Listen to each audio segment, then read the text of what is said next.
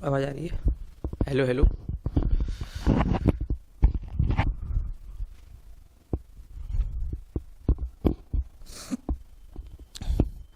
नमस्कार, स्वागत है भाई सभी का एक बार फिर से विद्या कॉमर्स क्लासेस में।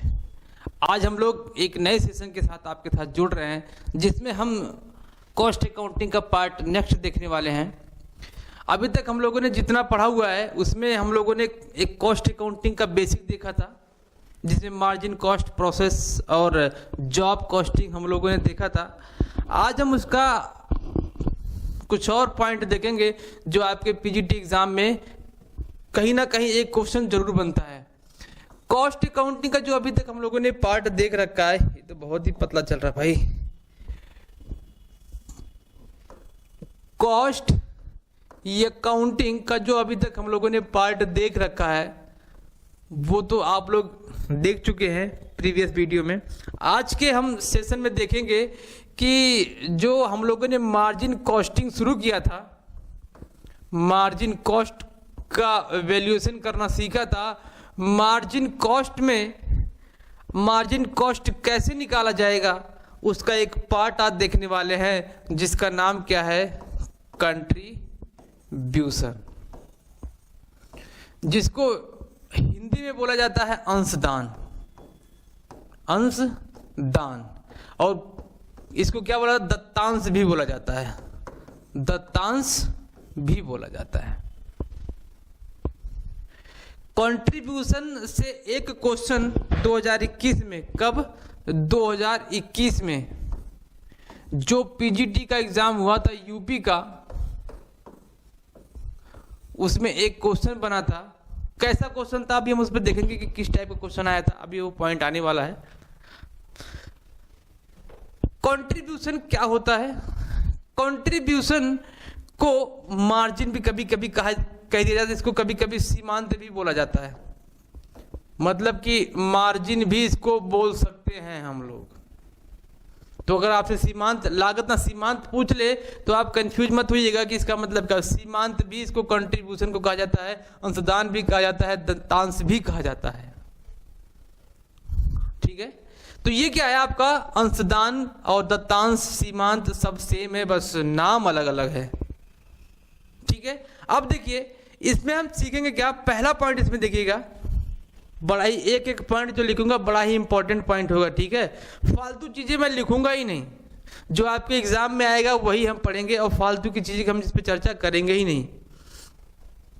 ये सबसे पहला पॉइंट कह रहा है कि जो आपका कंट्रीब्यूशन है, कंट्रीब्यूशन होता है मतलब कि अंशदान होता है जो आपका, ये क्या होता है मेरे भाई, ये होता है आपका बिक्री का, किसका, बिक्री का, ध्यान रखिएगा, बिक्री का, यहां ब्रैकेट में यस लिख दो तो अच्छी है, सेल्स, बिक्री का किस पर, परिवर्तन शील लागत पर, क्या कर रहा है, लागत पर अधिक होता है, अधिक होता है। ये फॉर्मूला भी है, अभी मैं फॉर्मूला बताऊंगा देखिएगा। लेकिन आजकल के समय में क्या हो गया, क्वेश्चन पूछने का पैटर्न थोड़ा सा चेंज हो गया है। अब आपको फॉर्मूले कम और इस टाइप के क्वेश्चन ज्यादा पूछ रहे हैं। फार्मूले को ही क्या कन्वर्ट कर दिया गया, थ्योरी में कन्वर्ट कर दिया गया, और ये आपसे क्वेश्चन आजकल समय पूछा, ट्रेंड हो गया क्वेश्चन पूछने का।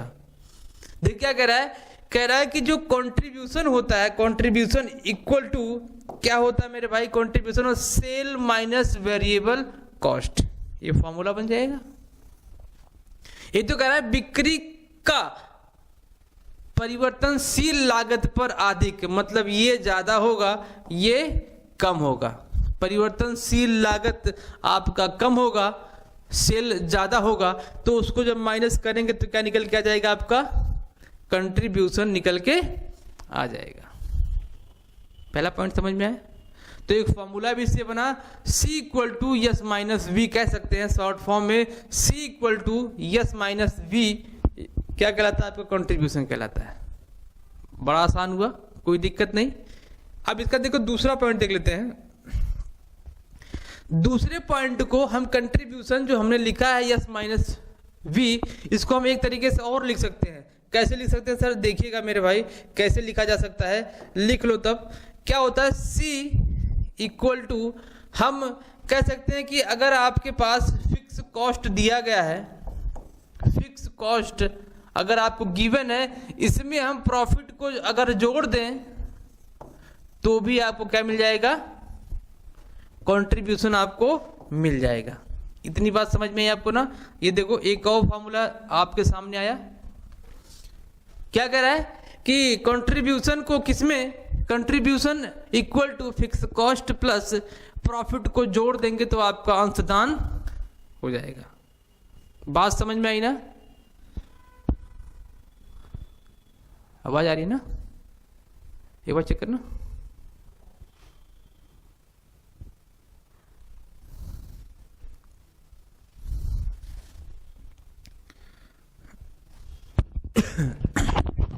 ठीक है, चलो ये क्या हुआ, कंट्रीब्यूशन हुआ।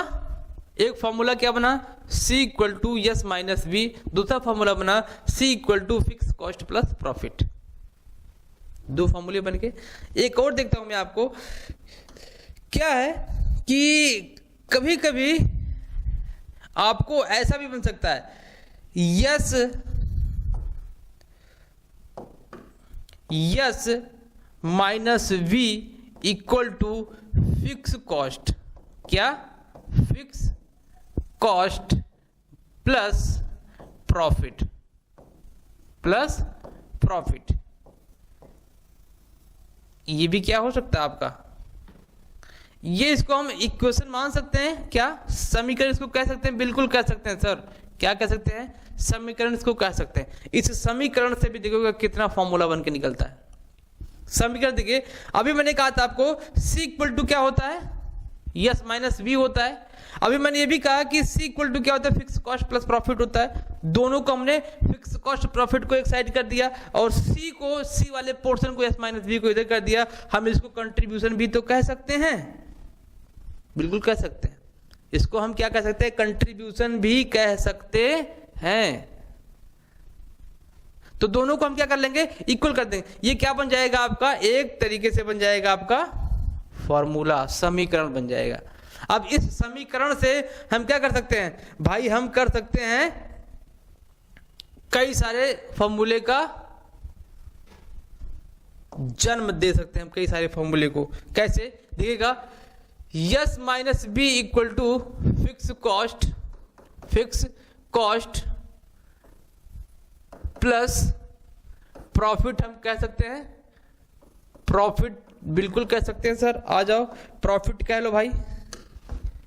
इस समीकरण से, इस इक्वेशन से हमने क्या किया, अगर हमको क्या चाहिए, फिक्स कॉस्ट चाहिए, या यूं कहें कि हमको सेल चाहिए या फिर वेरिएबल कॉस्ट चाहिए या प्रॉफिट चाहिए, किसी को हमको एक पर्टिकुलर को निकालना हुआ, तो हम इस फॉर्मूले के सहारे से, इस समीकरण के सहारे से हम उसको निकाल सकते हैं। कैसे देखिएगा, सपोज आपको क्या चाहिए, मैंने कहा आपको सेल निकालना है, तो सेल निकालने के लिए सेल्स को इधर रख दो, फिक्स कॉस्ट को क्या कर दो, जहां पर उसको वहीं पर रहने दो, फिक्स कॉस्ट को, प्लस प्रॉफिट को जहां पर है वहीं पर रहने दो, उसको हिलाओ भी मत। अब जो वेरिएबल कॉस्ट था, इसको इस साइड से अपोजिट में ले जाओ, माइनस में था ना, तो क्या हो जाएगा, ये प्लस में हो जाएगा। तो एक और फॉर्मूला बन गया, बनाना भाई। तो सेल इक्वल टू क्या हो गया, fix cost plus profit plus variable cost. अगर आपसे बोला जाए कि भैया वेरिएबल कॉस्ट निकालो, तो वेरिएबल कॉस्ट कैसे निकलेगा, वेरिएबल कॉस्ट को जहां है वहीं रहने दो, क्या करने दो, वेरिएबल कॉस्ट को जहां है वहीं रहने दो, फिक्स कॉस्ट प्लस प्रॉफिट। अब ये प्लस में है तो क्या हो जाएगा, माइनस।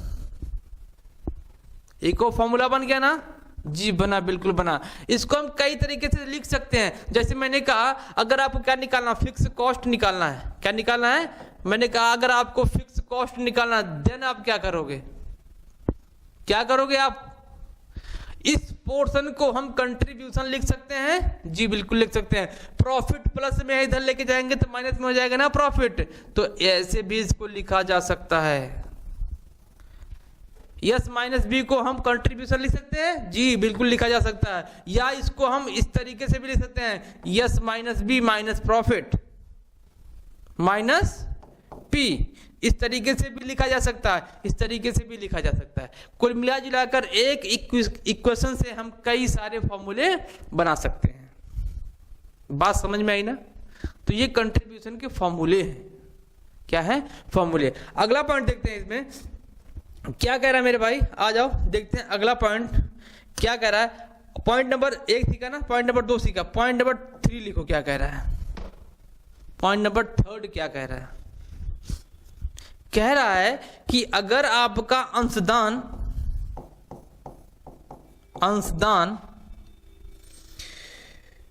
क्या है, स्थिर लागत से कम है, क्या है, स्थिर लागत से कम है, तो उस कंडीशन में जो फर्म होगा वो क्या फेस कर रहा होगा? अंशदान यदि स्थिर लागत से कम है तो उस कंडीशन में कम है, तो उस कंडीशन में फर्म हानि की स्थिति में होगा, हानि की स्थिति में होगा। क्लियर पॉइंट है ना? यदि क्या हो रहा है, जो उसका कंट्रीब्यूशन है वो फिक्स कॉस्ट से क्या है, कम है, तो कंपनी या फर्म उस कंडीशन में क्या फेस कर रहा होगा? हानि फेस कर रहा होगा। बात समझ में आई? अगला कंडीशन देखते हैं क्या है रहा है, आ जाओ। चौथा कंडीशन कह रहा है, यदि क्या है मेरे भाई, यदि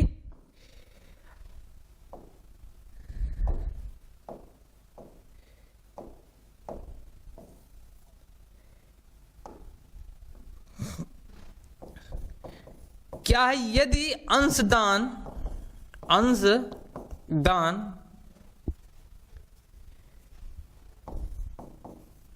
ऋणात्मक है, ऋणात्मक है, क्या है, अंशदान उस समय क्या है, ऋणात्मक है, तो क्या होगा भाई?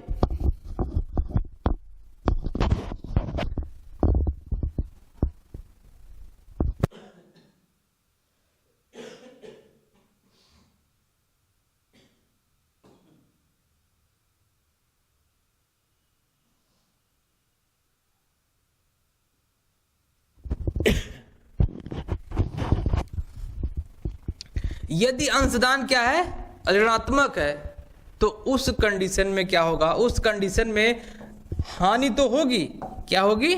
हानि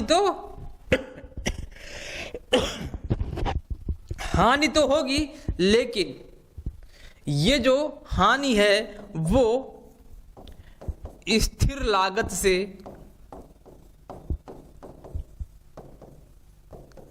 अधिक होगी। क्या होगी? स्थिर लागत से अधिक होगी। 3 कंडीशन हुए। अंशदान स्थिर लागत से कम है तो फर्म हानि की स्थिति में होगी, लेकिन जब कंट्रीब्यूशन अंशदान माइनस में होगा तो हानि तो होगी ही, लेकिन वो स्थिर लागत से अधिक होगी, हानि स्थिर लागत से अधिक होगी। अगला पॉइंट देखते हैं क्या कह रहा है। अगला पॉइंट देखिए क्या कह रहा है भाई, पॉइंट नंबर 5 आ जाओ।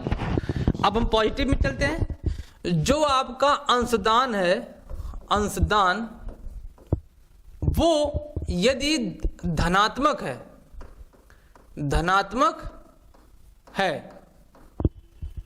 क्या है, धनात्मक है, और वह स्थिर लागत से कम है, स्थिर लागत से कम है। इसको देखो मैं 2 पॉइंट, स्थिर लागत से कम है, पहला पॉइंट हो गया। दूसरा पॉइंट तो अधिक है, स्थिर लागत से क्या है, अधिक है। या फिर यहीं पर मैं तीसरा पॉइंट लिख लूं, बराबर है। क्या है, बराबर है। ये 3 कंडीशन बन सकते हैं आपके पॉजिटिव के केस में।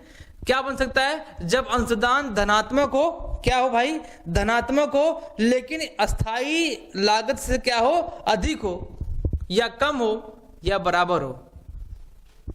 देखो साफ साफ है, आपको दिमाग नहीं लगाना है, साफ साफ कह रहा है कि जब क्या होगा, अधिक होगा तो इस कंडीशन में क्या होगा, लाभ होगा। जब कम होगा तो इस कंडीशन में क्या होगा, लॉस होगा। जब बराबर होगा तो इस कंडीशन में क्या होगा, no profit and no loss होगा। अब यही जो पोर्शन है आपके यूपी पीजीटी के एग्जाम में, यहां से क्वेश्चन बना था। कैसे बना था अभी मैं दिखाता हूं आपको कैसे क्वेश्चन बना था। ठीक है, तो ये 3 कंडीशन 5वें पॉइंट बनेंगे। क्या, यदि अंशदान धनात्मक है और वह स्थिर लागत से क्या है, कम है, कम है ना, कम है, अधिक है और बराबर है। कम है तो हानि है, अगर अधिक है तो लाभ है, अगर बराबर है तो नो प्रॉफिट नो लॉस। और यही आपका क्या कहलाएगा, ब्रेक इवन पॉइंट कहलाएगा। पता है क्वेश्चन कैसे पूछा था, इससे पूछा था ना कि जब कंट्रीब्यूशन ब्रेक इवन पॉइंट पर होता है तो किसके बराबर होता है, यही पूछा। साफ साफ इसे क्वेश्चन था। क्वेश्चन ये था, क्वेश्चन था मेरे भाई कि अंशदान ब्रेक इवन पॉइंट पर किसके बराबर होता है, किसके बराबर होता है, किसके बराबर होता है, यही क्वेश्चन, सेम क्वेश्चन था। तो उसमें ऑप्शन था, ऑप्शन में मान लेता हूं, पहला ऑप्शन दे दिया मैंने, ऑप्शन मैंने दे दिया आपको। आ जाओ, क्या ऑप्शन है भाई, ऑप्शन मैंने दिया कि अंशदान के बराबर है, दूसरा दे दिया लॉस के बराबर, हानि के बराबर है, तीसरा दे दिया मैंने फिक्स कॉस्ट के बराबर है, फिक्स्ड कॉस्ट के बराबर है, या चौथा मैंने दे दिया नन ऑफ दीज। क्या दे दिया मैंने, नन ऑफ दीज दे दिया। तो यहां पर क्या आंसर आएगा आपका, फिक्स कॉस्ट आपका आंसर आएगा कि नो प्रॉफिट नो लॉस के केस में, मतलब कि ब्रेक इवन पॉइंट के केस में क्या होगा, जब अंशदान होगा तो क्या किसके बराबर होगा, स्थिर लागत के बराबर होगा। सेम क्वेश्चन, ऐसे ही क्वेश्चन आया था। एक क्वेश्चन जो मैंने पहला पॉइंट लिखा है, पहला पॉइंट क्या था देखिएगा, पहला पॉइंट आपका था कि ये वाला कंट्रीब्यूशन किसके, परिवर्तनशील पर अधिक किसका होता है, बिक्री। ये क्वेश्चन यहां से भी बन सकता है। अंशदान किस पर अधिक होता है, क्वेश्चन बना, बिक्री पर ऑप्शन होगा, हो सकता है कि फिक्स कॉस्ट पर होगा, हो सकता है कि प्रॉफिट पे दिया हो, तो कई सारे ऑप्शन होंगे। तो अधिक किस पर है, बिक्री किस पर अधिक है, परिवर्तनशील लागत पर क्या कहलाएगा आपका, कंट्रीब्यूशन कहलाएगा। बड़ा ही छोटा टॉपिक है लेकिन घुमाने वाला टॉपिक है, यहीं से क्वेश्चन बन जाएगा और आपका क्वेश्चन क्या हो जाएगा, गलत हो जाएगा। लेकिन आज के बाद आपका क्वेश्चन गलत नहीं होगा।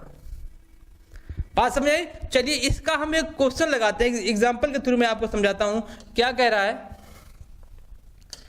देखो कंट्रीब्यूशन का मैंने भी आपको एक फॉर्मूला बताया था ना, अगर से आपसे प्रैक्टिकल क्वेश्चन बनेगा तो कैसे बनेगा।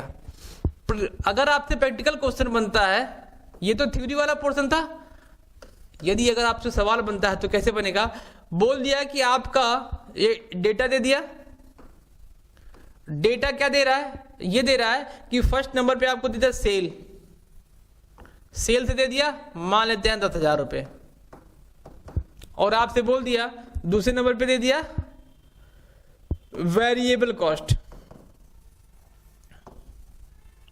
वेरिएबल कॉस्ट आपको बड़ा आसान लग रहा होगा ना कि सर बड़ा ही छोटा सा क्वेश्चन दे रहे हैं। नहीं भाई, आसान तो है, छोटा भी है, लेकिन आपके पीजीटी एग्जाम में ऐसे ही क्वेश्चन पूछ रहे हैं। पीजीटी एग्जाम में ऐसे ही क्वेश्चन पूछ रहा है, इससे ज्यादा हाई लेवल का क्वेश्चन आपसे नहीं पूछ रहा है। ठीक है, तो आसान है, छोटा है, इसीलिए आपको क्या है, प्रॉफिट देगा आपके एग्जाम में। तो इसको कैसे सॉल्व करेंगे? डेटा है, आपसे पूछ रहा है कि कंट्रीब्यूशन क्या होगा। क्या पूछ रहा है आपसे? कंट्रीब्यूशन क्या होगा। भाई कंट्रीब्यूशन कैसे निकलेगा? हम लोग सीखे ना, contribution equal to S minus B, कुछ नहीं करना, एस माइनस बी। एस कितना दिया है? 10,000। कितना दिया है? 10,000 माइनस वी कितना दिया? वेरिएबल कॉस्ट, ये आपका 2,000 आंसर, ये आपका कितना है? 2,000। ठीक है, वेरिएबल कॉस्ट कितना है? 2,000, तो आपका आंसर कितना आ जाएगा? 8,000 रुपये आपका आंसर आ जाएगा। कंट्रीब्यूशन का अमाउंट कितना आ गया? 8,000 रुपये। बात समझे? एक और प्रैक्टिकल क्वेश्चन बन सकता है, कैसे देखिएगा, मैं इसी में ले लूंगा। आ जाओ नेक्स्ट पेज लेते हैं। मैंने कहा एक क्वेश्चन और ले लेते हैं, question number next, example number next. क्या मैंने कहा कि आपका सेल दे रखा है 10,000 रुपये, लो सेम क्वेश्चन। मैंने कहा लो भाई प्रॉफिट दे दिया, मैंने प्रॉफिट दे दिया, कितना दे दिया मैंने? आपको दे दिया मैंने 12,000 रुपये प्रॉफिट दे दिया। आ जाओ, इसके बाद मैंने कहा कि भाई फिक्स कॉस्ट ले लो। फिक्स कॉस्ट मैंने कहा आ जाओ, आपका लग रहा है कि 16,000 रुपये फिक्स कॉस्ट लग रहा है। अब आपसे बोल दिया जाए कि भैया क्या निकालो? कंट्रीब्यूशन निकालो। अब आप तो सीख के गए ना, सी यस माइनस वी सीख के गए ना, तो क्या यहां पर अप्लाई हो जाएगा? वो हम सीखे क्या है? हम सीखे ये है कि C equal to S minus B. क्या यहां पर आपको सेल दिख रहा है? अच्छी बात है, सेल दिख गया। क्या आपको वेरिएबल कॉस्ट दिखा? नहीं दिखा ना, तो यहां पर माइंड क्या हो जाएगा? खराब हो जाएगा। हम क्या करेंगे? हम यस माइनस सी वाले फॉर्मूले से नहीं लगाएंगे। क्यों? क्योंकि यहां से आएगा नहीं। तो हम क्या कर देंगे? हमने कहा कंट्रीब्यूशन बराबर फिक्स कॉस्ट, क्या? फिक्स कॉस्ट प्लस प्रॉफिट को जोड़ दो, आंसर आ जाएगा आपका। सेल यहां पर क्या दिया गया? केवल कंफ्यूज करने के लिए दिया गया है। क्या दिया गया भाई? सेल आपका केवल कंफ्यूज करने के लिए दिया है आपको। तो क्या करेंगे? सेल को वहां पर इग्नोर करेंगे हम। फिक्स कॉस्ट में फिक्स कॉस्ट कितना है? 16,000 प्लस प्रॉफिट कितना है? 12,000। 16 12 कितना? 28,000 आपका क्या आ गया? आंसर आ गया, कंट्रीब्यूशन। ठीक है, तो कंट्रीब्यूशन से आपको इतने ही क्वेश्चन पूछ सकता है, और कोई भी क्वेश्चन आपको एक्स्ट्रा नहीं पूछने का चांसेस कहीं से भी नहीं। कंट्रीब्यूशन में इससे ज्यादा टॉपिक कुछ है ये नहीं है। ठीक है, तो उम्मीद है कि आपको समझ में आया होगा। बाकी हम सीखेंगे नेक्स्ट पार्ट में। आपका ब्रेक इवन पॉइंट बच रहा है, पीवी रेशियो बच रहा है, और एमओएस बन रहा है। तो तीनों को हम एक क्लास में सीखेंगे, तीनों एक क्लास में नहीं सीखेंगे, तो आपको आसानी हो जाएगी। क्लास भी छोटा हो जाएगा और समझने में भी आसानी हो जाएगी। ठीक है, तो मिलते हैं आपसे अगले क्लास में, तब तक